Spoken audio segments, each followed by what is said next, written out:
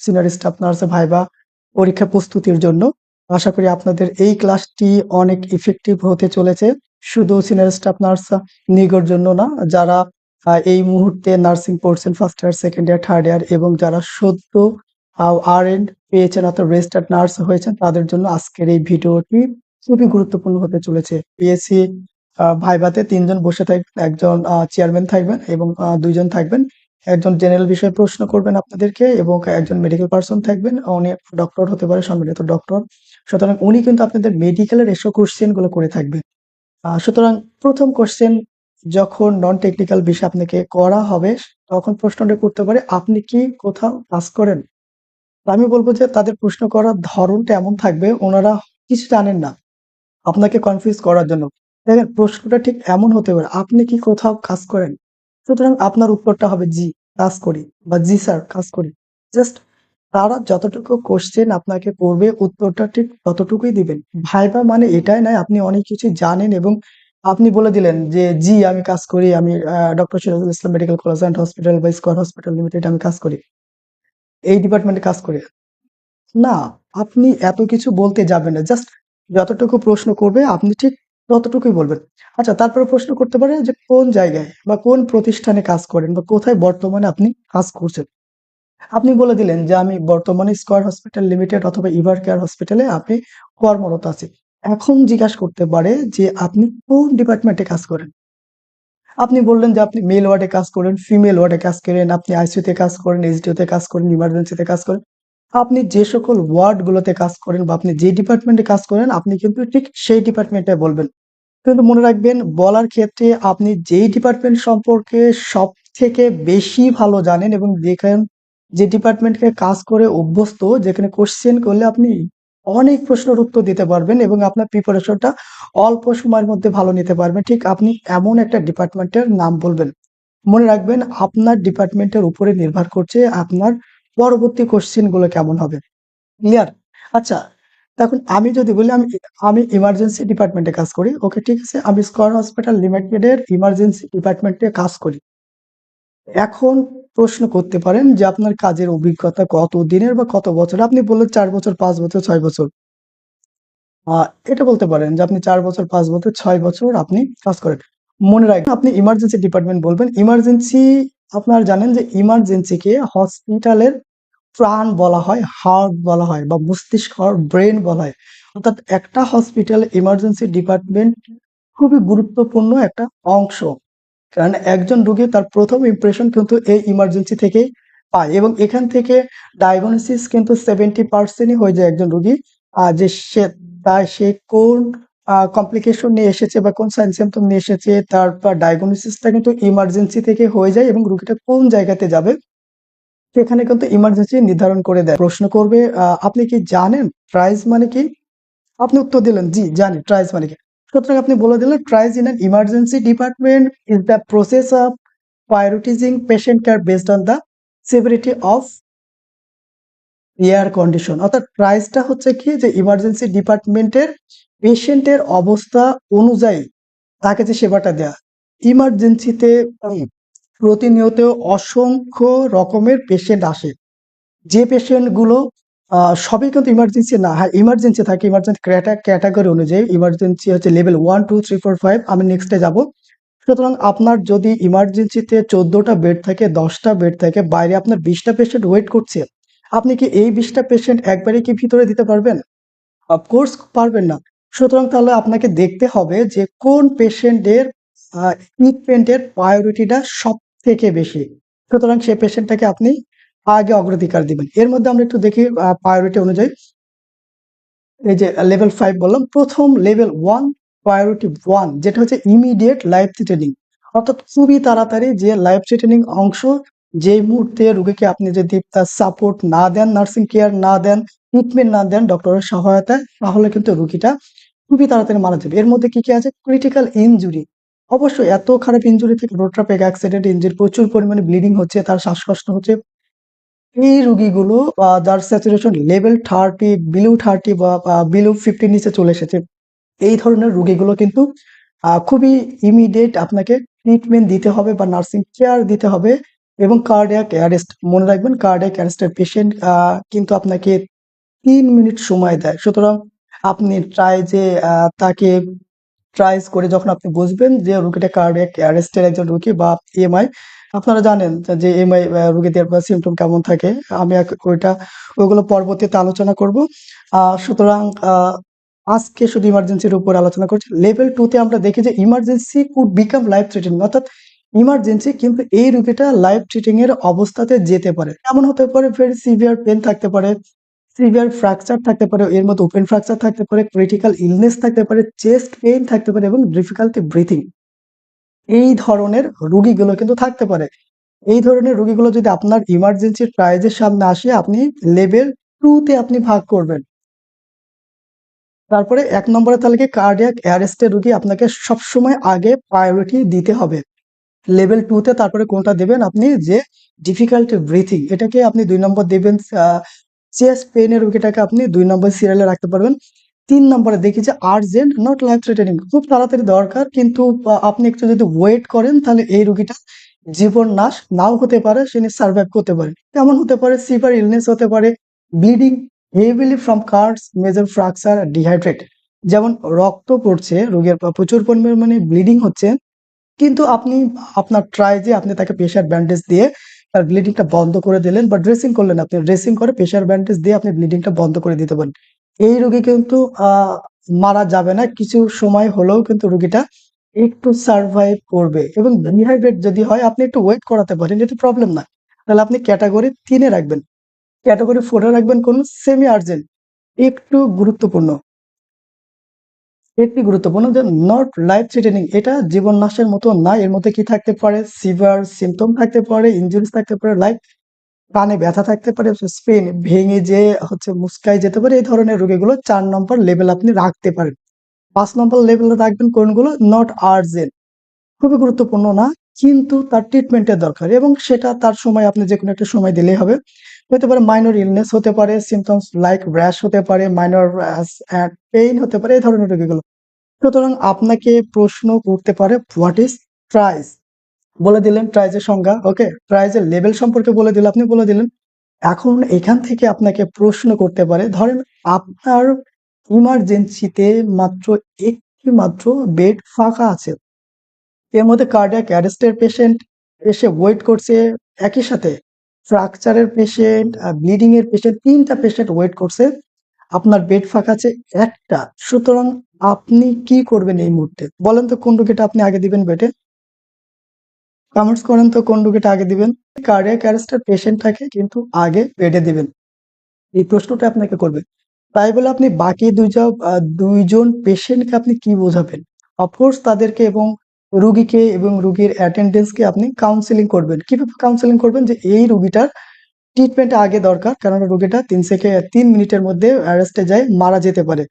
অবশ্যই কিন্তু রোগীর আদার্স যে 2টা রোগী থাকবে, এই রোগীকে এবং রোগীর আত্মীয় স্বজনের সাথে খুব পোলাইটলি তাদেরকে বোঝাবেন, অর্থাৎ তার সেভারিটি সম্পর্কে জানা। আচ্ছা বলুন তো কি ধরনের রোগী আপনার ডিপার্টমেন্টে আসে? আপনি লিখে দিলেন যে অ্যাবডোমিনাল পেইনের রোগী ইমার্জেন্সিতে আসে, চেস্ট পেইনের রোগী, unconscious patient, hypoglycaemia, fever, cough, shortness of breadth, headache, vomiting. তারপর কি আসে? অ্যাংজাইটি ডিসঅর্ডারের, ডায়রিয়ার রোগী, আরটিএ অর্থাৎ রোড ট্রাফিক অ্যাক্সিডেন্টের রোগী, ফ্র্যাকচারের রোগী, ইলেকট্রিক শকের, ড্রাউনিং এর পেশেন্ট অর্থাৎ পানিতে ডুবে যাওয়া, এই ধরনের রোগী। রিটেনশন অফ ইউরিনের আসে, প্রি এক্লাম্পসিয়ার আসে, এক্লাম্পসিয়ার রোগী আসে, বার্ন ইনজুরির আসে, তারপরে কি হ্যাঙ্গিং এর আসে, গলায় দড়ি দেওয়া, ফিজিক্যাল অ্যাসাল্টের আসে। এই ধরনের রোগীগুলো কিন্তু আপনার ইমার্জেন্সিতে আসে। সুতরাং যারা ইমার্জেন্সি ডিপার্টমেন্টে কাজ করছেন, আপনারা এগুলো থ্রুলি মুখস্থ করে ফেলেন। শুধু মুখস্থ করলে হবে না, প্রত্যেকটা রোগী সম্পর্কে আপনাদের মিনিমাম কিছু ধারণা রাখতে হবে।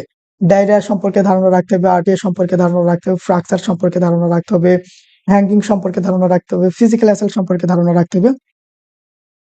সব ধরনের রোগী সম্পর্কে আপনার মিনিমাম কিছু ধারণা রাখতে হবে। কি ধরনের পয়জনিং এর পেশেন্ট আসে? সেডেটিভ পয়জনিং আসে, তারপরে কেরোসিন পয়জনিং আসে, হার্পিক পয়জনিং আসে, আহ তারপরে কি আসে? স্নেক বাইটের রোগী কিন্তু আসে। দেখেন এই যে হার্পিক পয়জনিং এর পেশেন্ট আসে, কেরোসিন পয়জনিং আসে, সেডেটিভ পয়জনিং আসে, ডিজেল পয়জনিং আসে, প্যারাকুয়েট পয়জনিং আছে, অর্থাৎ এক ধরনের বিষ যেটাকে গ্রাম অঞ্চলে ঘাস পোড়া বিষ নামে পরিচিত খুবই। তারপরে কি আসে যে হিকজল পয়জনিং এর আসে। এই ধরনের রোগীগুলো কিন্তু ইমার্জেন্সি ডিপার্টমেন্টে আসে। সুতরাং আপনাকে প্রশ্ন করতে পারে, আচ্ছা আপনি তো পয়জনিং সম্পর্কে বললেন যে এই সকল রোগীগুলো আপনার ইমার্জেন্সি ডিপার্টমেন্টে আসে, বলুন তো হার্পিকের রোগীকে কি আপনি ওয়াশ দিবেন? অফকোর্স না। হার্পিক পয়জনিং এর পেশেন্টকে আপনি কোনোভাবে স্টোমাক ওয়াশ দিবেন না। দেখেন আমি এখানে লিখে দিয়েছি যে স্টোমাক ওয়াশ দেওয়া যাবে না যে সকল রোগীদের, কাদেরকে, যারা হার্পিক পয়জনিং হয়ে আসে, কেরোসিন পয়জনিং হয়ে আসে, ডিজেল পয়জনিং হয়ে আসে, প্যারাকুয়েট পয়জনিং হয়ে আসে এবং পিকজল পয়জনিং হয়ে আসে। এছাড়াও আরো যদি কোনো পয়জনিং থাকে আপনি একটু কমেন্টস করে জানাতে পারেন, আমি সেগুলো অ্যাড করে দেবো এটার সাথে। কেন এই ধরনের রোগীগুলোকে ওয়াশ দেওয়া যায় না, স্টমাক ওয়াশ দেওয়া যায় না? সাধারণত গ্রাম অঞ্চলের হসপিটাল গুলোতে আসলে মুখের মধ্যে নল দিয়ে ওয়াশ করা হয়, কিন্তু স্টোমাকে এনজি করে ওয়াশ দিয়ে নিয়মটা এটা। সাধারণত এনজি করে দেওয়া হয়। কেন এই ধরনের রোগীগুলোর ওয়াশ দেওয়া হয় না? কারণ যখন হার্পিক একজন রোগী খায়, আমাদের যে ইসোফেগাস আছে, যে স্টোমাক লাইন আছে, এই যে সফট টিস্যু গুলো কিন্তু আলসার হয়ে যায় এবং পারফোরেশনে ফুটো ফুটো হয়ে যায়। এই রোগীকে যখন আপনি স্টমাক ওয়াশ দিবেন তখন কিন্তু আরো বেশি পারফোরেশন হয়ে যাওয়ার চান্স থাকে। সুতরাং হুম, সুতরাং রোগীর জীবন কিন্তু আরো খারাপ হয়ে যাবে বা রোগী সিরিয়াস হয়ে যাবে। ওকে, এখন আমরা দেখি যে আরটিএ, একটু আরটিএ সম্পর্কে আমরা একটু জানি। এখন আপনাকে প্রশ্ন করতে পারি, আচ্ছা আপনি তো আরটিএ পেশেন্টের কথা বললেন, আচ্ছা বলুন তো যে আরটিএ এর ফুল মিনিং কি? পরীক্ষক আপনাকে জিজ্ঞাসা করতে পারে, আপনি বলে দিলেন যে স্যার রোড ট্রাফিক অ্যাক্সিডেন্ট, আমি দেখাই দিয়েছি দেখেন, আর তে হচ্ছে রোড, টিতে হচ্ছে ট্রাফিক এবং এতে হচ্ছে অ্যাক্সিডেন্ট। এটা খুবই কমন কোশ্চেন। আরটিএ থেকে কিন্তু ঠিক এই ধরনের প্রশ্নগুলো করা হয়। তারপর আমরা যাই যে আরটিএ রোগীকে অ্যাসেসমেন্ট করার জন্য ট্রাই, যে আপনি কিন্তু জাস্ট 10 সেকেন্ড সময় পাবেন। 10 সেকেন্ড সময় কিভাবে পাবেন? একটু দেখি যে সূত্র মনে রাখবেন, সিবিসি। এই সিবিসি মানে আপনারা আবার বাউন্ড হচ্ছে ব্লাডের ওই সিবিসি মনে করেন না, জাস্ট একটা সূত্র দিয়েছে।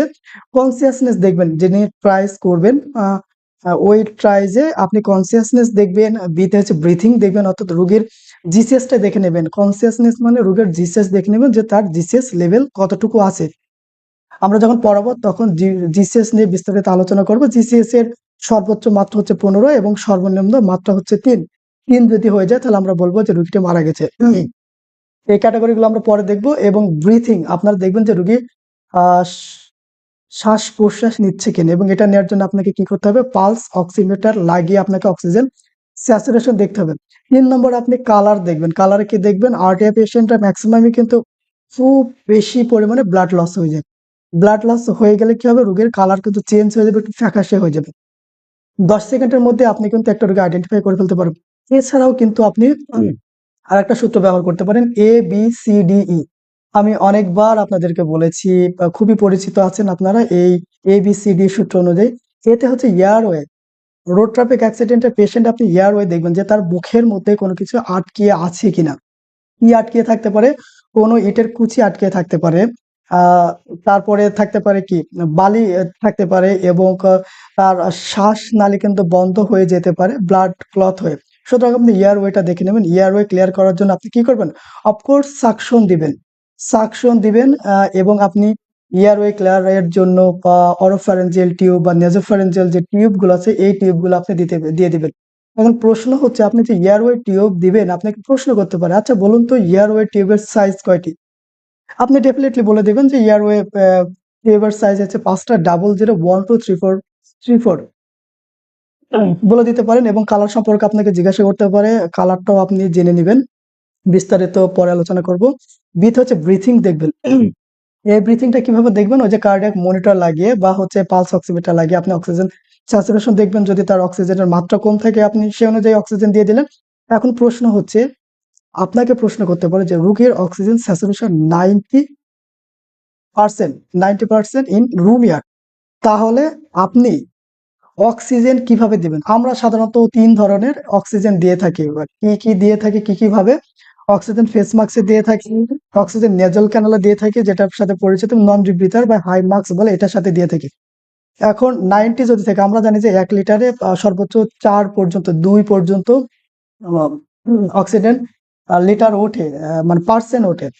তাহলে আপনি অক্সিজেন ফেস মাস্কে দিয়ে অক্সিজেন নেজাল ক্যানেলে দিতে পারবেন কি 1 থেকে 4 পর্যন্ত। আপনি যদি 4 এর বেশি দিয়ে থাকেন সেক্ষেত্রে কিন্তু রোগী অক্সিজেন নিতে পারবে না। সুতরাং সেখানে দেওয়ার কোনো প্রশ্ন আসে না। কিন্তু গ্রাম অঞ্চল হসপিটালগুলোতে দেয়া হয় রোগীর অ্যাটেন্ডেন্স আপনার সাথে খারাপ ব্যবহার করতে পারে যে আপনি কেন সর্বোচ্চ অক্সিজেনটা দিচ্ছেন না। কিন্তু তারপরে আপনি যদি অক্সিজেন ফেস মাস্কে দিতে চান সেক্ষেত্রে আপনি 5 থেকে 9 পর্যন্ত, সর্বোচ্চ 5 লিটার থেকে সর্বোচ্চ 9 লিটার পর্যন্ত দিতে পারবেন। এবং সেটা অবশ্যই যদি 90 এর নিচে চলে আসে এবং নন রিব্রিথার মাস্ক যেটা 85 এর নিচে যদি চলে আসে তাহলে আপনি নন রিব্রিথার মাস্ক দিয়ে অক্সিজেন নিতে পারেন। তাহলে আপনার অক্সিজেনের ব্যাপারটা গেল এখানে। আমরা তারপরে দেখি যে সিতে সার্কুলেশন। যদিও রোগী অ্যাক্সিডেন্ট করেছে এবং তার প্রচুর পরিমাণে ব্লাড লস হয়েছে, আপনি সার্কুলেশন দেখবেন এবং সার্কুলেশনের জন্য আপনি কি করবেন? সার্কুলেশনের জন্য আপনাকে যেটা করতে হবে সেটা কি করবেন? তার আইভি চ্যানেল ওপেন করবেন। আইভি চ্যানেল ওপেন করবেন। এগুলো আমরা ম্যানেজমেন্টে একটু, একটু করে বলবো যে কোন ম্যানেজমেন্টে কিভাবে, কিভাবে করবেন সেগুলো আমরা একটু, একটু করে বলে দেব। আচ্ছা, লাইভটা একটু শেয়ার করে দেন এবং শেয়ার করে এসডি ডান লিখে দেন। সবাই একটু শেয়ার করে এসডি ডান লিখে দেন। লাইভটা শেয়ার করে দেন। কয়জন শেয়ার করেছেন? আমি কিন্তু এখনো দেখি নাই কয়জন শেয়ার করেছেন। এবং যারা আজকেই প্রথম দেখছেন আমি গর্বিত আমি নার্স এই পেজটি, আপনারা পেজটা ফলো দিয়ে দেন এবং আপনার পরিচিত শুভাকাঙ্ক্ষীদের মেনশন করে দেন, তারা যেন লাইভটা দেখে এবং তারা ফিউচারের একজন দক্ষ নার্স হিসাবে গড়ে উঠতে পারে, তার জন্য উপকার হবে। আচ্ছা, ডিতে আমরা কি দেখবো যে ডিসএবিলিটি। রোগী যে আসলো তাকে আপনি তার হাত পা ভাঙা আছে কিনা বা আগে থেকে তার সে শারীরিক প্রতিবন্ধী কিনা এটা আপনি দেখে নিলেন। তারপরে কি দেখবেন, ইতে এক্সপোজ করে দেখবেন যে তার শরীরের বিভিন্ন অংশে ভাঙাচোরা আছে কিনা বা কোনো কোনো জায়গায় ব্লিডিং হচ্ছে কিনা। আপনি তো তার জামা কাপড় না খুললে বা তাকে এক্সপোজ না করলে আপনি দেখতে পাবেন না। আচ্ছা, এখন আমরা চলে এসেছি আরটিআই রোগের নার্সিং ম্যানেজমেন্ট। আপনাকে নার্সিং ম্যানেজমেন্টটা অফকোর্স জিজ্ঞাসা করতে পারে যে রোড ট্রাফিক অ্যাক্সিডেন্টের রোগীর নার্সিং ম্যানেজমেন্ট আপনি কি করবেন? প্রথম যেটা করবেন যে রোগীকে কমফোর্টেবল পজিশনে বেডে দিতে হবে। একজন আরটিআই রোগীকে কমফোর্টেবল পজিশনে বেডে দিবেন। যদি রোগীর হেড আর নেক ইনজুরি থাকে তাহলে মাথায় বালিশ দেওয়া যাবে না, এটা আপনি মনে রাখবেন।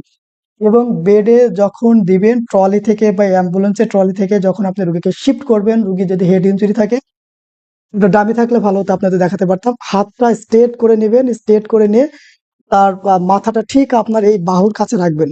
দেখতে পাচ্ছেন কিনা? ওকে। এই বাহুর কাছে রেখে আপনি স্ট্রেট ভাবে মাথা একদম যাতে নড়াচড়া না করে এইভাবে আপনি তাকে শোয়াই দিতে পারেন, অথবা তাকে নেক ব্যান্ড আছে বা কলার ব্যান্ড আছে, সার্ভাইকাল ব্যান্ড আছে, এগুলো আপনি দিয়ে দিতে পারেন। তারপরে কি করবেন, রোগীর ব্লিডিং হলে আপনি প্রেসার ব্যান্ডেজ দিয়ে রক্ত বন্ধ করে ড্রেসিং করতে হবে। অফকোর্স ড্রেসিং করে দিবেন। আচ্ছা, রোগীর যদি ব্লিডিং হয় তারপরে কি করবেন, যে রোগীর এয়ারওয়ে চেক করবেন, যেটা আমি বললাম যে এয়ারওয়ে ব্লক থাকলে অবশ্যই সাকশন দিবেন, যেটা খুবই গুরুত্বপূর্ণ। এবং এয়ারওয়ে টিউব দিতে পারেন, ন্যাজোফ্যারেঞ্জিয়াল টিউব দিতে পারে। অরোফ্যারেঞ্জিয়াল টিউব, ন্যাজোফ্যারেঞ্জিয়াল টিউব এগুলোর সাথে আপনারা হয়তোবা অনেকেই পরিচিত না। ন্যাজোফ্যারেঞ্জিয়াল টিউবের কালারটা হচ্ছে অনেকটা হলুদ কালারের মতন এবং খুব সফট, যেটা নাকের মধ্যে দিয়ে দেওয়া হয়। আচ্ছা, যারা যারা দেখেছেন তারা একটু জানেন যে কারা কারা দেখেছেন। আচ্ছা, এটা ওকে। তাহলে আমাদেরকে রোগীর ভাইটাল সাইন দেখতে হবে। আপনি ১ম এ ভাইটাল সাইন দেখতে গেলেন। কিন্তু রোগীর ব্লিডিং হচ্ছে, আপনি ব্লিডিংটা বন্ধ না করে আপনি ভাইটাল সাইন দেখতে গেলেন। এটা কিন্তু হবে না। আগে আপনি রোগীর ব্লিডিং বন্ধ করে দিবেন। অবশ্যই প্রেশার ব্যান্ডেজ দিয়ে বা ড্রেসিং করে। তারপরে আপনি তার এয়ারওয়ে দেখলেন, অক্সিজেন লাগলে অক্সিজেন দিলেন। তারপরে রোগীর ভাইটাল সাইন চেক করলেন। ভাইটাল সাইনে BP, pulse, temperature, respiration everything আপনি দেখলেন। এর মধ্যে যেটার ঘাটতি থাকবে আপনি সেটা কারেকশন করে দিবেন। তারপর রোগীর অক্সিজেনের ঘাটতি থাকলে আপনি অক্সিজেনের ব্যবস্থা করে দিবেন। রোগীর ফ্র্যাকচার থাকলে ইমোবিলাইজ করে দিবেন। এখন ফ্র্যাকচার সম্পর্কে প্রশ্ন হতে পারে, যেহেতু ফ্র্যাকচারে চলে এসেছি আমরা, ফ্র্যাকচার সম্পর্কে প্রশ্ন করতে পারে। ডক্টর ব্যস্ত, রোগী আপনার ডিপার্টমেন্টে আসলো ক্লোজ ফ্র্যাকচারে, ধরেন ক্লোজ ফ্র্যাকচার নিয়ে, তাহলে আপনি কি করবেন? উত্তরটা হবে যে আপনি কি করবেন? আপনি বলে দিবেন যে আমি ইমোবিলাইজ করে দেব। অর্থাৎ পরীক্ষক যিনি থাকবেন ওনারা কিন্তু আপনার এই কথাটাই জিজ্ঞাসা করবেন, জানতে চাইবে যে ইমোবিলাইজ কথাটা। আপনি যদি ফ্র্যাকচারের পেশেন্টকে বলেন যে ইমোবিলাইজ করে দেব, ওকে, পরীক্ষক খুশি, তারা স্যাটিসফাই হবে আপনার জন্য। আইভি চ্যানেল ওপেন করবেন। আইভি চ্যানেল ওপেন করার পর ডাক্তারের পরামর্শ অনুযায়ী আইভি ফ্লুইড ইনফিউশন হার্টম্যান চালু করতে হবে অথবা ব্লাড চালু করে দিতে হবে। মনে রাখবেন আপনি কোনো মেডিকেশন চালু করবেন এটা বলার আগে আপনার বুকে যেন ভুল করে হলেও চলে আসে যে ডক্টরের পরামর্শ অনুযায়ী। আপনি কোনো সময় বলবেন না যে আমি আইভি ফ্লুইড চালু করে দিব। করে প্রশ্ন করতে পারে আপনার কি চালু করার রাইট আছে ডক্টরের অনুমতি ছাড়া? সুতরাং এই কথাটা আপনার যদি ভুল হয়ে থাকে তাহলে কিন্তু আপনি আমি বলবো যে কোনো ঔষধ, কোনো ইনজেকশন বা কোনো ফ্লুইড যেটা আপনি চালু করতে চান না কেন, সেটার জন্য আপনার যেন মুখের কাছে বলে না যে ঠোঁটের আগে মানুষ পড়া মুখস্থ করে, আপনি সেভাবে মুখস্থ করে রাখবেন যে ডক্টরের পরামর্শ অনুযায়ী। ওকে? তারপরে ডক্টরের পরামর্শ অনুযায়ী অ্যানালজেসিস দিয়ে দেবেন অর্থাৎ পেইন কিলার যেটা সেটা অবশ্যই ডক্টর আপনাকে বলবে। পিআইজি এবং টিটি দিতে হবে। এরা সবাই পরিচিত। রোগীর হেড ইনজুরি, ফ্র্যাকচার থাকলে ডাক্তারের পরামর্শ অনুযায়ী সিটি স্ক্যান অফ ব্রেন এবং এক্স-রে করতে হবে। আপনি কিন্তু নিজে এগুলো করতে পারবেন না। সেটার জন্য আপনাকে ডক্টরের পরামর্শ নিতে হবে। রাইট? ওকে, তারপর কি করবেন? খুবই গুরুত্বপূর্ণ। আপনি সবকিছু বললেন কিন্তু গুরুত্বপূর্ণ অংশটাই বললেন না। দেখেন একদম নিচে দেখতে পাচ্ছেন কিনা লেখাতে হয়তো একটু হয়ে যাচ্ছে। মেডিকো লিগ্যাল কেস অর্থাৎ পুলিশ কেসের সমস্ত তথ্য লিপিবদ্ধ এবং পুলিশ কেসের সিল দিতে হবে। আপনি যদি পুলিশ কেসের সমস্ত তথ্য লিপিবদ্ধ না করেন, আপনি এতক্ষণ যে ম্যানেজমেন্ট বললেন পুরোটাই বৃথা। কারণ আপনারা জানেন এমএলসি, এমএলসি মানে বা জিজ্ঞাসা করতে পারেন এমএলসি মানে কি? ওটা মেডিকেল লিগ্যাল কেস। আচ্ছা, যখন আসলাম তাহলে একটু বলি যে আরেকটা আমি বলতে ভুলে গেছি আপনাদেরকে। মেডিকেল লিগ্যাল কেসের কোনগুলো হয় দেখেন, আরটিএ এইগুলো পুলিশ কেসের সিল যাবে। তারপরে কোনটা যাবে, ড্রাউনিং এর পুলিশ কেসের সিল যায়। তারপরে কোনটা যায় একটু দেখি, হ্যাঙ্গিং এর কিন্তু যায়, ফিজিক্যাল অ্যাসেল্ট এর যায়, এবং পয়জনিং এর যায়। সেগুলো যে কোনো ধরনের সেডেটিভ পয়জনিং হোক, হার্পিক পয়জনিং হোক, কেরোসিন পয়জনিং হোক, সব ধরনের পয়জনিং এর ক্ষেত্রে কিন্তু আপনাকে পুলিশ কেসের সিল দিতে হবে এবং পুলিশ কেসের জন্য যে সকল তথ্যগুলো লাগে সেগুলো অবশ্যই লিপিবদ্ধ করতে হবে। তাহলে আমার মনে হয় যে আরটি এর উপরে এর বেশি কোশ্চেন করা হয় না। যদি আপনাদের কোনো প্রশ্ন থাকে বা এই ধরনের প্রশ্নগুলো থাকে তাহলে আপনারা জানিয়ে দেবেন। আচ্ছা, একজন লিখেছেন যে সোমা আক্তার রুনা যে স্যার ক্লাসটা হোয়াটসঅ্যাপে পিডিএফ দিলে ভালো। আচ্ছা, পিডিএফ আমরা শুধুমাত্র যারা আমাদের স্পেশাল ব্যাচে যুক্ত আছেন তাদেরকে দেওয়া হয়। সুতরাং আপনারা আমাদের স্পেশাল ব্যাচে যদি যুক্ত হতে চান অবশ্যই হোয়াটসঅ্যাপে যোগাযোগ করবেন। আহ তাহলে আপনাদেরকে আমরা স্পেশাল ব্যাচে যুক্ত করে দেব এবং সেখানে সমস্ত পিডিএফ, এই ধরনের পিডিএফ গুলো আমরা দিয়ে থাকি আপনাদের সুবিধার্থে। আচ্ছা, তারপরে আরেকটা দেখি যে আমরা স্নেক বাইটটা নিয়ে একটু আলোচনা করি যে গ্রামাঞ্চলে স্নেক বাইট রোগী খুব বেশি হয়, বিশেষ করে গ্রীষ্মকালে কিন্তু হয়, শীতকালে একটু কম হয়। বর্ষার সময় হয়, বন্যার সময় স্নেক বাইট। আমরা একটু স্নেক বাইট নিয়ে আলোচনা করি। স্নেক বাইট সাধারণত দুই ধরনের আমাদের দেশে। স্নেক বাইট মানে তো আপনারা জানেন যে সাপে কামড়ানোকেই কিন্তু স্নেক বাইট বলা হয়। আমাদের দেশে সাধারণত দুই ধরনের স্নেক বাইট রোগী পাওয়া যায়, একটা হচ্ছে নিউরোটক্সিক এবং একটা হচ্ছে হেমোটক্সিক। মনে রাখবেন, খুব সহজ করে যদি আমি বলি যে আমাদের দেশে সাধারণত ৪ ধরনের সাপ পাওয়া যায়, ২ প্রজাতির, মানে ২ ধরনের। একটা হচ্ছে ফোনা যুক্ত এবং আর একটা হচ্ছে ফোনা মুক্ত, একটা ফোনা সহ এবং ফোনা ছাড়া। এই ২ ধরনের সাপ কিন্তু পাওয়া যায়। তাহলে বাংলাদেশে কয়টি প্রজাতির বিষধর সাপ দেখা যায়? একটু দেখি আমরা। কোবরা যেটা কিন্তু ফোনাযুক্ত, জানেন কোবরা। তারপরে কি কেউটে যেটা ফোনাযুক্ত, ট্রাইক বা ক্যালাস যেটা পরিচিত, চন্দ্রবোরা বা রাসেল ভাইপার যেটা রাজশাহী অঞ্চলে সবথেকে বেশি পাওয়া যায়, এবং সামুদ্রিক সাপ যেটাকে হচ্ছে সি স্নেক বলা হয়। মনে রাখবেন যে মায়োটক্সিক এই স্নেক, সি স্নেক অর্থাৎ সমুদ্রের সকল ধরনের সাপের কিন্তু বিষ থাকে, মনে রাখবেন। সমুদ্রের সকল ধরনের সাপের বিষ থাকে। তাহলে আমাদের দেশে সাধারণত এই নিউরোটক্সিক এবং হেমোটক্সিক এই ২ ধরনের রোগী বেশি দেখা যায়, এবং সাপ সাধারণত ফোনাযুক্ত এবং ফোনা মুক্ত অর্থাৎ ফোনা ছাড়া এবং ফোনা সহ এই ২ ধরনের সাপ দেখা যায়। একটু দেখে দেখেন গোখরা সাপ, গোখরো সাপ সেটা হচ্ছে ফোনাযুক্ত। এই যে দেখেন এটা অনেক সময় একটা এই যে বর্ডার লাইন থাকতে পারে, কোনোটাতে ২টা থাকতে পারে এটা, হ্যাঁ। এবং কেউটা সাপ, এইটাই কেউটা সাপে কিন্তু একটা থাকবে, এই যে দেখেন, দেখতে পাচ্ছেন কিনা, কেউটা সাপে কিন্তু একটা থাকে। এবং গোখরো সাপে কিন্তু এরকম ২টা থাকে। এই সাপ কিন্তু খুবই বিষাক্ত।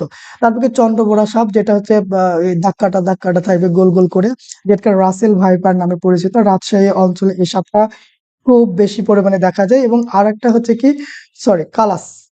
কালাস এটা হয়তোবা আমার স্ক্রিনের জন্য আপনারা দেখতে পাচ্ছেন না, কালাসটা। আমি যখন পিডিএফ দিয়ে দেবো তখন দেখতে পাবেন। এটা ডোরা কাটা একটা থাকে। এই একটা কথা বলে রাখি যে গোখরো সাপ, কেউটে সাপ বা এই ধরনের সাপগুলো এত পরিমাণে বিষের মাত্রা যে রুগী ছটফট করে, রুগী এই পেইনটা সহ্য করতে পারে না।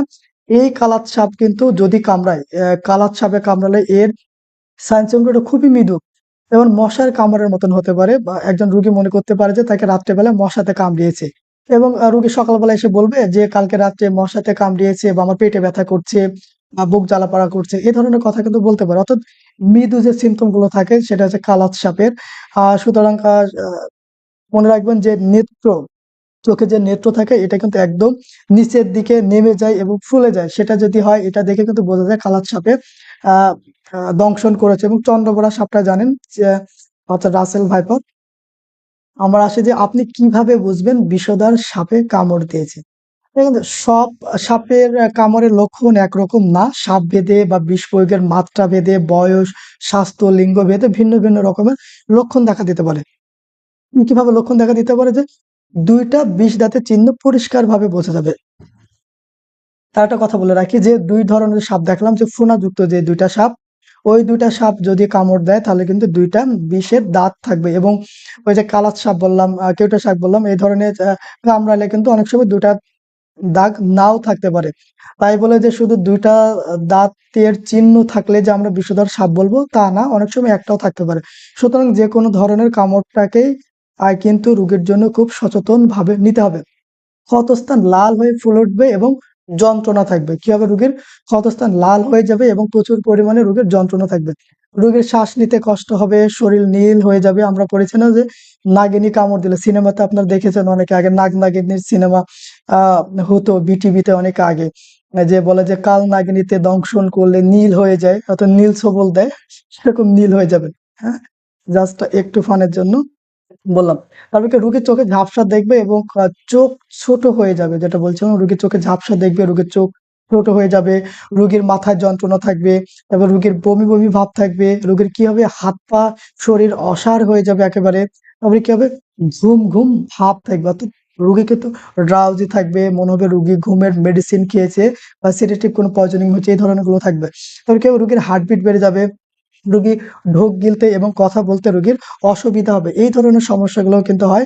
তারপরে কি হবে, মাথা ও ঘাড় নেতিয়ে পড়বে, অর্থাৎ ঘাড়টা এইভাবে নিচের দিকে নেমে যাবে, ঘাড়টা এইভাবে নিচের দিকে নেমে যাবে। এরপর দেখি আহ কি কি দিবেন। সব রোগীদের আমরা অবশ্যই রোগের ABCDE দেখবো, ভালো করে চেক করবো, এয়ারওয়ে দেখবো, ব্রিথিং দেখবো, সার্কুলেশন দেখবো, ডিসেবিলিটি দেখবো এবং এক্সপোজ করে দেখবো।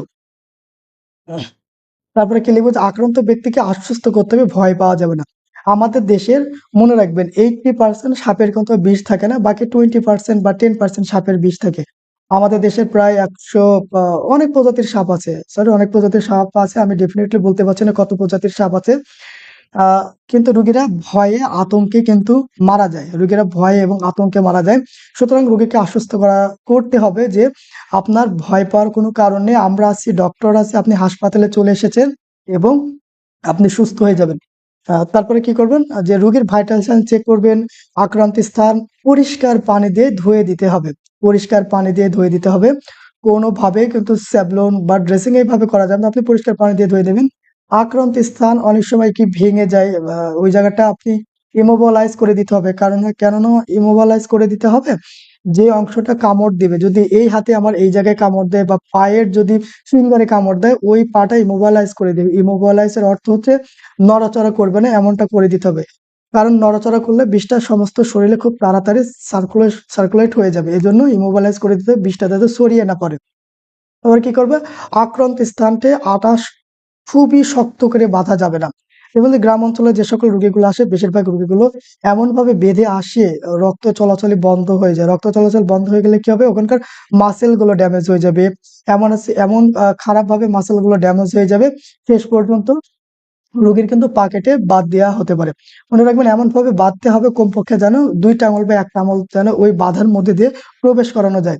তারপর কি হবে, সাপে কাটলে আংটি, চুড়ি, ব্রেসলেট ইত্যাদি থাকলে তা খুলে ফেলতে হবে, কারণ কিছু সাপের বিষে আঙ্গুল বা হাত পা ফুলে যেতে পারে, এইভাবে ফুলে যেতে পারে। তারপরে কি IV চ্যানেল ওপেন করতে হবে আপনাকে, যত দ্রুত সম্ভব ডক্টরের পরামর্শে অ্যান্টিভেনাম অ্যান্টিভেনাম ওষুধ দিতে হবে। এই যে আমি ওষুধের কথা বললেই কিন্তু আমার ডক্টরের পরামর্শের কথাটা চলে আসে। তারপর প্রয়োজনে ডক্টরের পরামর্শে রোগীকে আইসিইউ, সিসিইউ এবং আইসিইউ এবং এইচডিইউ তে স্থানান্তর করতে হবে। আরেকটা বলে রাখি, যে নিউরোটক্সিক সাপে যখন কামড়ায় আমাদের যে নার্ভাস সিস্টেম গুলো আছে, এই নার্ভাস সিস্টেম গুলো কিন্তু ড্যামেজ করে যায়। এবং হেমোটক্সিকে কি হয়, আমাদের যে কিডনি আছে কিডনিটাকে বিকল করে দেয় এবং ইউরিন আউটপুট কমিয়ে দেয় এবং আহ রোগের চেস্ট পেইন হয়, রোগের পা ফুলে যায় এবং রক্ত জমাট বেঁধে যায়, এই ধরনের গুলো হয়। তারপর আমরা দেখি নেক্সট। ও আচ্ছা, আচ্ছা, অ্যান্টিভেনামের ডোজটা আমি পরে আপনাদেরকে দেখাবো। আমরা প্রায় আস্তে আস্তে শেষের দিকে চলে এসেছি ক্লাসের।